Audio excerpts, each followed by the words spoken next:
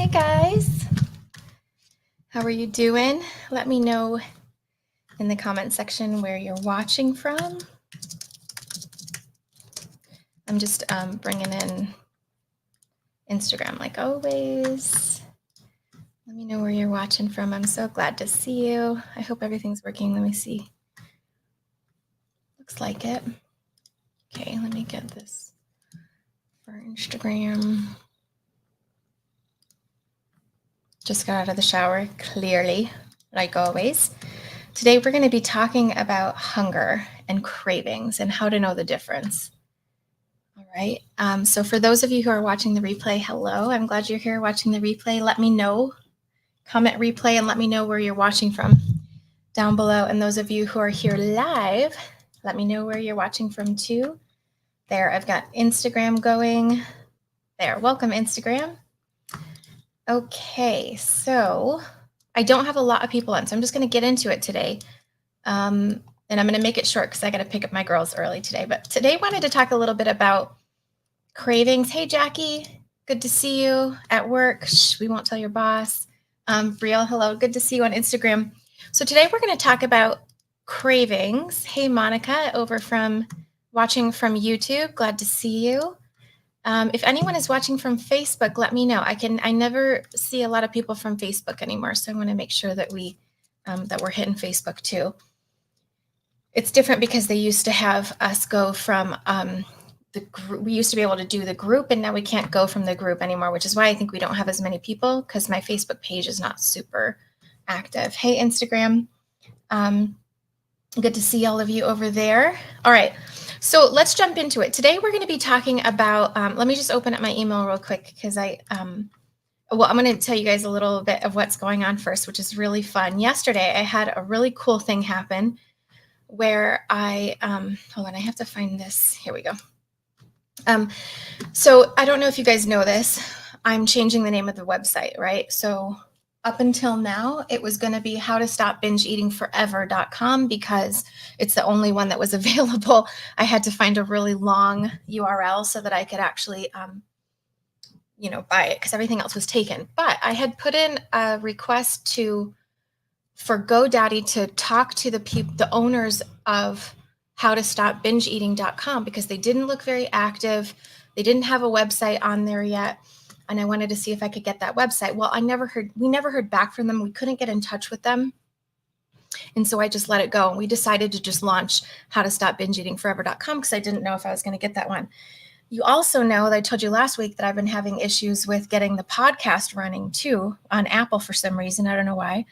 And maybe it's because of what happened yesterday, which was, I've been trying to get this howtostopbingeeating.com for a long time. And all of a sudden, yesterday, I got an email from GoDaddy that said, finish your search. Like you were searching for this before, come back and search for this one. And it turns out that one was just suddenly available, like as if the people who I was trying to contact that never got back to me just let it lapse. So instead of me having to pay them potentially thousands of dollars to buy that domain, it just came up on the regular market and I got to buy it for $12 yesterday. So I am now the proud owner of howtostopbingeeating.com. I'm also the proud owner of the .net and the .org. I am so excited. This was the exact domain that I wanted. And it all came to fruition yesterday. So I'm kind of freaking out, kind of excited about that.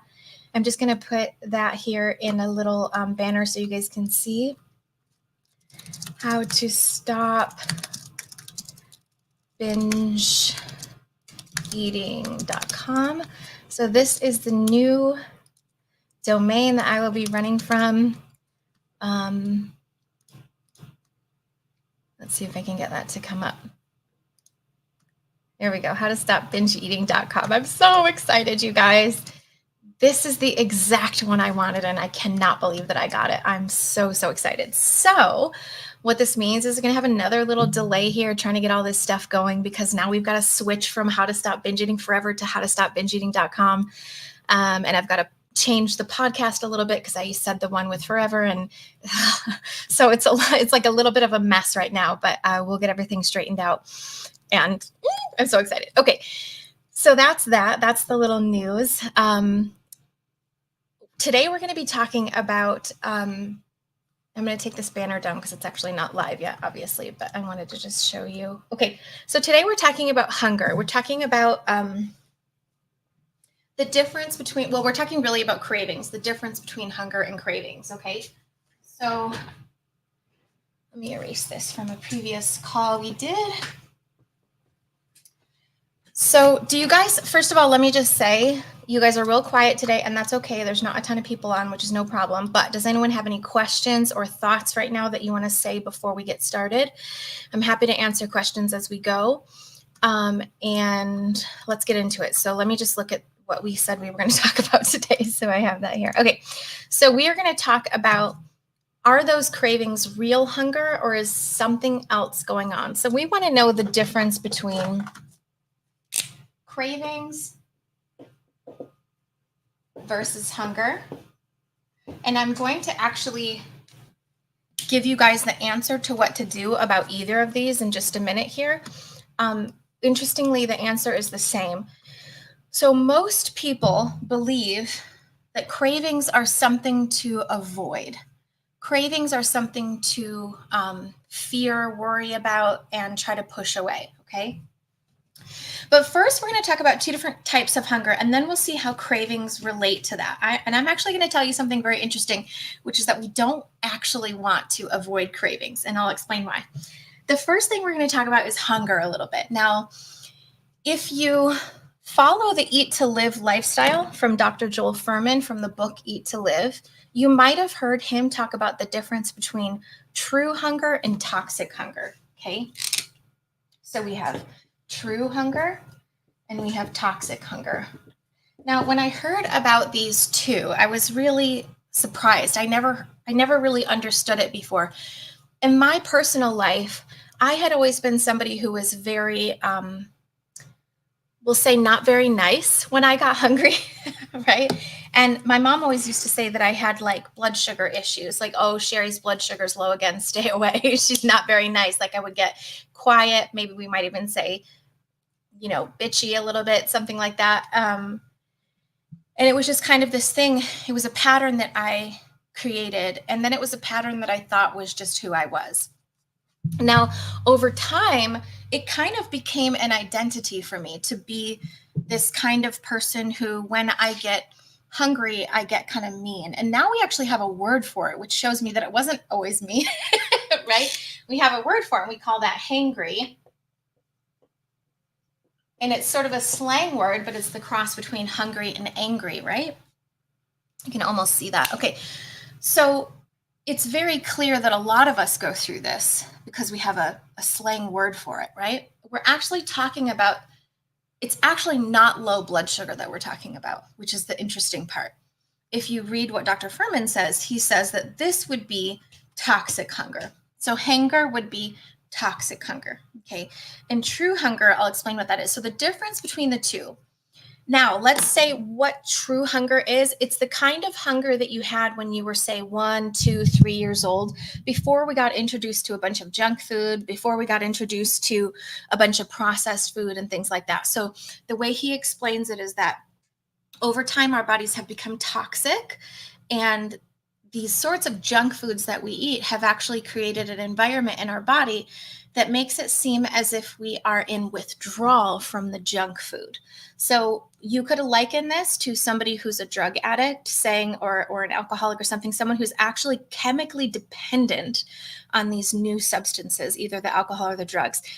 Meaning, if you're chemically dependent, if you don't have it in your system, you're going to feel horrible until you get it back in your system again. Okay, so that would be chemical dependence. And that's basically what we're talking about toxic hunger is, that you are chemically dependent on the junk, chemically dependent on all the weird stuff. And so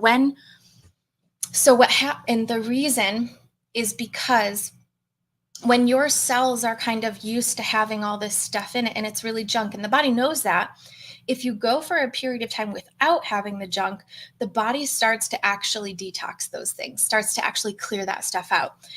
Now, what does detox feel like? It feels horrible. It does not feel good. It feels like hunger. Okay. So what that actually means is when you're experiencing symptoms of being hangry, like you're very hungry, you're shaky, you're irritable, what I was talking about before, when I used to get hungry and it used to stay away from me when I was younger, right? That's because I was actually going through toxic hunger, which is the body detoxing from processed foods. Okay. Now, that's the concept here. Now, what's true hunger? This is what you might have felt when you were a kid, say 2 years old, 3 years old, before we had really been introduced to much junk food, perhaps. Maybe you're just eating baby food, like the little peas and carrots or something like that, which was really just peas and carrots. Your body would have given you normal hunger signals. And let me know, anyone in the comment section, if you have any questions or thoughts about this. And also, can you relate? Let me know. Can you relate to hanger? Do you get hanger yourself, like hangry? Sometimes, is that something that you experience often? Okay, so I'm going to explain what true hunger feels like. It's just a type of real hunger, which is what we were all born with.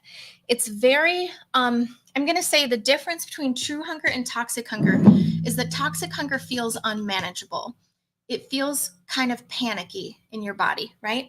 But true hunger feels comfortable. And that's what's really interesting. So true hunger feels comfortable, and toxic hunger feels unmanageable. You feel really poorly. You just feel like, kind of a little bit sick, right? So true hunger, what do I mean when I say comfortable hunger? I just mean you can kind of start to tell you're getting hungry a little bit. And then maybe you start to have what we might call a yearning, or like a desire to eat. That's an interesting feeling that many people say they can't find. And it's usually because we're still dealing with a bunch of toxic hunger. We're still working with a bunch of processed foods. The one thing I want to say in the beginning here is that this doesn't actually matter. Okay. You're going to be told, especially in the Eat to Live lifestyle, whatever, you're going to be told that this matters.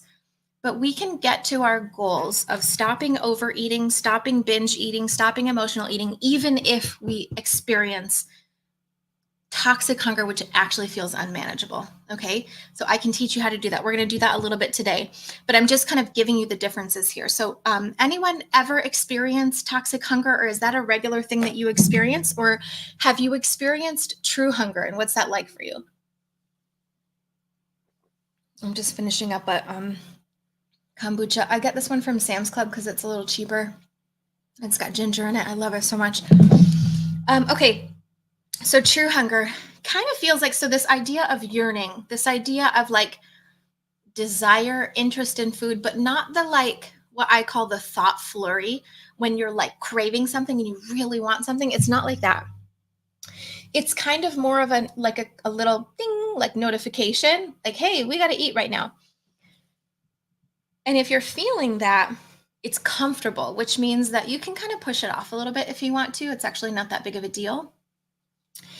And so do we want to get back to true hunger? Yeah, but we can still reach all of our goals if we're in a state of toxic hunger as well. If our goals are to eat the proper amount, like learn to eat the proper amount and to lose weight, we can do that with any type of food. Some people will tell you can't, but I know for a fact that you can. Okay, Jackie says, yes, I have felt both. Now it is mainly true hunger. That's right. And the sort of, I don't like these words clean eating or whatever, because it kind of sounds like good or bad or whatever. But when we're saying less processed foods, we will go more and more towards true hunger. Okay. But we can get it done even with some toxic hunger. So now let's talk about, say, cravings versus toxic hunger. Here's what's so interesting. A lot of the times when we think we're hungry, we're actually having toxic hunger, which might actually mean hunger and like a need for calories, right? We could define hunger as a need for calories that would maintain your current weight. So for instance, if you weighed 175 pounds, and let's say in order to maintain, this is a total guess, I don't know what the real number is, but let's say in order to maintain 175 pounds, you have to eat 1,800 calories a day. We're just pretending with these numbers. I don't know what the real ones are. So what this means is it may be that you're feeling toxic hunger that actually is hunger, because it's saying, hey, you need to get more calories in order for us to keep this body weight up to 175, but it might not feel good, right? So it doesn't necessarily mean that hunger is going to feel good. You might get a little panicky, you might get shaky. It might happen every 2 or 3 hours or something, and you really don't have a good tolerance for toxic hunger. But this is something that we can come out of, okay? Now, hey, Mom. My mom's watching. I love you. Now let's talk about cravings a little bit. So the difference between cravings and toxic hunger. There's actually not much difference here. Cravings can be toxic hunger, and we don't necessarily know the difference, and that's okay. But the one thing I want to talk about a little bit with cravings is, what is a craving's purpose? Okay. Now, we talked about in the email here what we said we were going to talk about today. So the real difference between physical hunger and emotional hunger. So that's what we're going to talk about now. Quick, easy ways to check in with yourself before reaching for food, and why identifying these signals can be a game changer for stopping overeating. So the real difference between physical hunger and emotional hunger. So now we've defined this a little bit. We understand the two different types of hunger. Now let's talk about cravings. So we've said that cravings could be toxic hunger, an actual need for calories, or cravings could be emotional. How many of us, let me know in the comment section, how many of us feel that we do emotional eating? Do any of you feel like you do emotional eating? Let me know in the comment section. And maybe what are your triggers? So we could say emotional cravings, or we could say physical cravings. And here is where it's actually going to get interesting, which I don't think you guys have maybe heard about this before. The idea of having a physical craving versus an emotional craving. So I have a pattern where I'll eat, maybe a massive salad for lunch. I don't always do this, but I'll eat a massive salad for lunch, and then I will want to have something else afterwards, like bread or carbs or something like that. Now, this is definitely something that has been a pattern for me. Yeah, okay, so Monica says emotional eating when she's bored or feeling lonely. Absolutely. So there we have definitely some emotional eating there, triggered by emotions that are happening in real life. But the physical cravings is where it's going to get real interesting. So I would always have a salad, and I would be craving something afterwards, and I'd be confused because, especially in the nutritarian diet, we say the nutritarian diet is nice because you can eat more bulk and get less calories, so weight loss is easier. And that was certainly true for me in the beginning, but having been doing this for 12 years now, I have run into periods of these years where I won't feel satisfied after a salad, after like a big, huge meal where I know I have eaten everything. I've eaten plenty of calories and I can totally survive for the next few hours, right?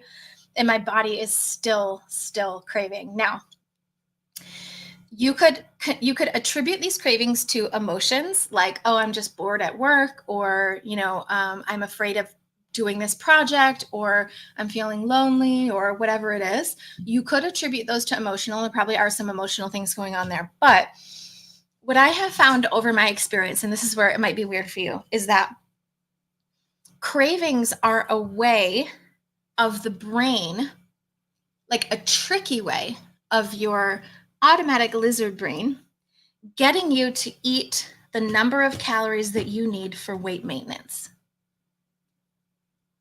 Okay, I'm going to say that again.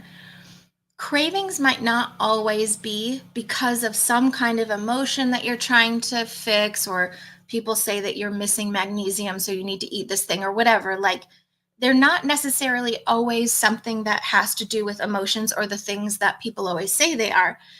They could actually be the way that your brain gets you to fill up to get to the last amount of calories you need to maintain that weight. Okay. The reason that this is true is because when we talk about the two parts of the brain, we talk about the lizard brain, or the animal brain, which is part of your brain that's back here that deals more with automatic stuff and quick thinking and stuff like that. And then you also have the rational brain, what we call the prefrontal cortex, which is the one that makes rational decisions and things like that. The lizard brain is in charge of what we call homeostasis. What does that mean? You can't see that. That means status quo. That means keeping you at where you are, meaning keeping you at 175 pounds if you're at 175 pounds, right? So homeostasis is 175 pounds for a 175 pound person. Now, many people will confuse set point with homeostasis. Set point is not homeostasis. Plateaus are not homeostasis. Your set point is actually that low weight that you're supposed to be at, 120, 130, whatever. That's your body's set point. Homeostasis is where you are now. Okay, that's your current place that you are, but I don't want to call it a set point because anyone can get below that high set point with that high place they are right now. Okay. So the thing is that the brain, this lizard brain is in charge of keeping you at homeostasis at 175 pounds, and it has some tricks up its sleeve to do that. So one of them is true hunger, one of them is toxic hunger, and another one is cravings.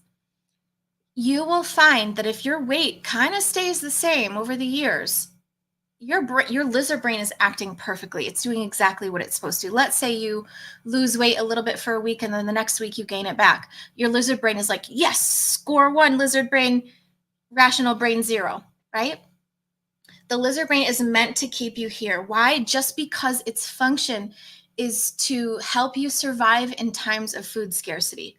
That's its whole function. So the problem is it thinks when you're losing weight, food must be scarce. We got to get this person to eat. And so it will ramp up the cravings. It will ramp up the hunger drive. Now, this is what I'm talking about when I say physical cravings, because it's not because something happened in your life or you need a certain vitamin or whatever. It's because you physically need more calories in order to finish off your calorie requirement for that day.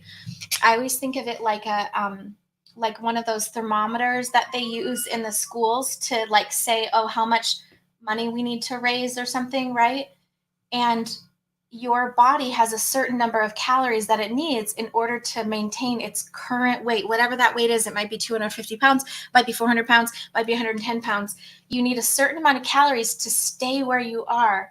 And your body is going to give you all the signals that it can in order to try to get 1,800 calories that day. It's its whole job. Okay, so if you tell it not to do its job, it's going to be like, okay, I won't do my job today, but I'll do it again tomorrow, right? And it will help you continue to crave. So what I'd like to offer, this is where my advice differs a little bit from other advice. What I'd like to offer is that what if we were to actually just listen to our cravings and actually just eat the food that we're craving?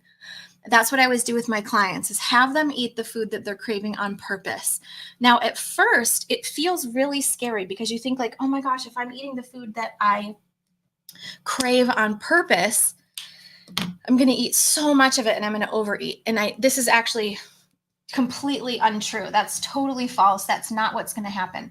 In the beginning, you might, but the only reason it would happen is because you're telling yourself you can't or you shouldn't. When we tell ourselves we can't or we shouldn't, we will automatically overeat on that food. And this is a little bit of a process, but what we want to be doing is we want to actually be saying, when I crave something, I'm going to have the thing I'm craving. Okay, I'm going to have it. It might be a processed food. It might be something that's not super great for us, but I'm going to have it. Now, the first day, the second day, the third day we do this might be a little tough. You might overeat a little bit. But if you're actually changing your thoughts to, I can have this thing, I'm going to have this thing, it's going to change your relationship with it. So here's what I do with clients. I say, now instead of saying I shouldn't have that food, because your brain is automatically going, I shouldn't because it's not healthy, right? I really don't want to be eating it. I get that. I understand that. But we have to take a little micro step first through that and be okay with it first to unwind this thing. Okay. So what we're going to do is we're going to put down all the concerns about the health stuff and the weight stuff. This is a very temporary thing. We're just going to put down these concerns and we're going to plan that food. And we're going to change our thoughts to can, like very deliberately, I can have this food. The reason I can have this food is because it's what I'm going to end up eating anyway at some point. right? A lot of people will, especially when we talk about binge eating, we might binge on a very regular basis, several times a week or a couple times a month or something like that. We binge on a regular basis. The only reason that anyone binges is because they're telling themselves they can't have that particular food or shouldn't have that particular food. Okay. Now, when we say we shouldn't, it means, and we end up having it, it means we can have it because we're having it anyway. Does that make sense? So we should have it. So we change it to, no, I can have it because I'm going to have it anyway. Now I'm just going to plan to have it. Okay. Here's what happens when you plan the foods that aren't necessarily the ones that you feel like should be on your plan. When you plan to have those on purpose, your entire relationship with that food changes. So, can someone tell me in the comment section an example of a food that you feel like you shouldn't be having, but you have regularly anyway because you can't really resist it? Do you have any foods like that that you tend to overeat on? I'm going to wrap this up here in just a minute. So Blanca says, I have emotional eating, especially when I'm upset or frustrated at work. I have that urge to want to put something in my mouth. Yep. That's a common thing that happens just as a pattern over time that we've self-soothed with that, right? It used to be gum that I would go to, but I know that it's not good for me, so I don't put it in my mouth anymore. But I realize now, and I'm aware that I'm not hungry. It's just that anger or upset that I'm having at work. Absolutely. And so obviously the cure for that, Blanca, is actually to work on the anger and upset at work, right? Because food is always going to make things worse. So wanting to actually work on the anger and upset is going to make the whole thing different. Okay, so Monica says ice cream. Absolutely. Ice cream is such a big one for everybody. So we're saying I shouldn't have ice cream, right? Let's say we end up having ice cream 2-3 times a week or more. No judgment. I'm just saying, like, let's just say we have it 2 or 3 times a week from this place of I shouldn't. Now, would it be better to have ice cream 3 times a week and overeat it, or eat a good quantity, eat a proper quantity, like 1 serving, right? Of course, it would be better to eat a proper serving of ice cream 3 times a week because that's less than binging on it 3 times a week. Now, what I'm saying is take the amount of time that you eat ice cream, like the frequency, say it's twice a week, and plan to do that on purpose. Okay. Pick a couple days where you get to have ice cream, same as you've been doing, the same way you've been doing it. Like, don't overeat it, right? Just if you've been doing it twice a week, or if you've been doing it 4 times a week, or whatever it is, plan that for next week. And I guarantee you, when you get to next week and you get to have your ice cream because you planned it and you said you said you were allowed to, eating that ice cream, what's happening inside of your brain is completely different. It doesn't feel panicked anymore. It feels like exciting and fun and enjoyable. Okay. If you have done this 5-10 times where you've planned it and then had it, there is inevitably going to be a time where you have planned it and you don't really want it that much, right? There's going to be a time where you're like, I could take it or leave it today. This shows us that sugar and ice cream and things like this are not exactly addictive in the way we think they are, because if they were, we would just be fiending for them all the time. Fiending only happens because we say we can't have it. Okay. Now, if we go to can and we start planning it on purpose, there's inevitably, as I said, going to be a day where we don't really want ice cream at the time that we've planned it. And that's when things switch from planning and can to, I don't really want it. Or you think to yourself, do I really want it? Okay. Now, here's what I want you to compare between. Do I really want it right now? Or I really shouldn't have it. I want you to think about this emotional states. Okay. So do I really want it right now is like just curious, calm, patient, questioning. That's that emotional state. And the one we started in is, I really shouldn't. I don't know if I can resist it. It's scared. It's panicked. It's, worried, fear kind of a thing. Now, if we're in that feared, panic, emotional state, we're going to have it at some point. And this is why we continue to binge. This is why we continue to overeat, because we're telling ourselves we can't. But if we went through this step and got to the place of, I don't really want it, we would end up feeling so much more in control, because we would make choices about ice cream that were like, do I really want it today? And when that is your default, most of the time you will choose healthy foods because they feel better in your body. Okay, this is how we, number one, give up binging and overeating in general. And this is how we get to the point where we're finally making choices about food that are healthy from a place of desire and self-care, rather than this like push white knuckle hold on thing. Okay, so what I want to leave you with today is the idea that cravings might actually be a very useful signal for you to know how many calories you need that day. So you can experiment, like I said, with planning to eat what you're craving, and just listen, ask yourself. Sometimes you might not even know. It might just be, I don't know what I want to eat. I just know I need to eat more calories. Sometimes then we can just shut it off and go, it's okay. We don't need to eat right now. I've had enough, right?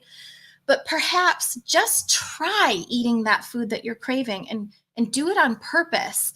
Plan it, right? Let's say you're craving a food one day, and the next day you say, oh, I'm going to have it more because I've been craving it. Plan to have it. And then once you finally have it, look at the difference between how it feels when you have planned to eat a food versus when you have eaten it because you felt you couldn't resist, okay? So Blanca says, I did that with popcorn the other day. My husband thought I was crazy, but I was smelling the popcorn at the movie theater because I wasn't sure if I wanted it. And I figured out that I didn't really want it. I just wanted to smell it. Wow. That's huge, Blanca. Congratulations. That is a huge thing to actually have. It's like when I hear, well, it doesn't really happen so much anymore, but when I hear smell someone cooking a burger or a steak, I love that smell. But then I go to just like Blanca did, and I go, what would it be like if I ate it? And I was like, I don't want to eat a burger, but I love the smell. I can appreciate that smell. In the beginning, it really made me want to eat the food. And I really do love steak. I really do love burgers. I haven't had them in years, but I do really love the flavor and eating them. I don't like how they make me feel afterwards. So now that's what I check in with. And I go, oh, that smell activates the desire. But then I go, do I really want it? And that's here, because I've done that work like Blanca did of asking yourself if you really want it. And when you answer that question with a real thought out, rational decision, because you paused and you thought for a minute, it makes the decision so much easier. Okay. So takeaway, maybe what you're craving is something that you should actually eat and work on planning to have instead of trying to avoid. And also, I'd like to say, if you're interested in, so Kitty says, I wait until there's only a little bit in the bag. Yep, that's a way to do it too, right? Is you just hold off until there's just a little bit, and then you have some and you move on, right? Kitty on Instagram said that. That's a great way. So now let's say we want to lose weight. This is going to be the last thing I say. Let's say we want to lose weight. How do we lose weight if we're always maintaining the calories, right? This is maybe a little bit out of the realm for you yet, but this is where we're going. Once you have gotten to the place where food is no longer so crazy important, and you don't overeat and you don't binge anymore because you're calm and you're just really asking yourself if you want it anymore. Once you've gotten to the place where we don't overeat anymore, so binging and overeating sort of being the same thing, but just different degrees of each other. Once we've gotten to that place where we're not overeating, we will automatically, this is where it gets crazy, guys. And I promise this is the truth. You will automatically lose weight, because there are going to be some times where you get sick, or you're tired, or you're too busy, or you just don't really have much desire for food. And if you're good at listening to your body, you're automatically going to lose weight. The only way to do this is to remove drama with food, so that it's not a big deal to you anymore. And then you start to make choices about food based on whether you really want it or not. Over time, you will lose weight automatically. Okay, happens for everybody. I don't care how much you binge or how much you overeat. This is how it works. Okay, that's it for today. I don't have time for questions. Got to go get my kids. But thank you so much for being here with me. I plan to do this every week, so come back on Tuesdays, and I'll see you guys in the next video. Have a good day. Bye.